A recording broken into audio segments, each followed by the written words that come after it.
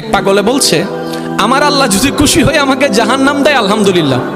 এবার শিক্ষিত সমাজ যারা আমাদের মতো কিছু আছে না, বেশি পণ্ডিত, এবার যাই বলতেছে সবাই চাই জান্নাতে যাইতে, এই পাগলে চাই জাহান্নামে যাইতে।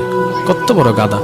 পাগলে মুস্কি হেসে বলে যায়, হ্যাঁ ঠিকই বলছেন, আপনাদের মতো সুস্থ আমি হতে চাই না, এই পাগলেই থাকতে চাই। এবার তাদের একটু টনক লটলো, কয় কেন? সবাই চাই জান্নাত, তুমি চাচ্ছ জাহান্নাম।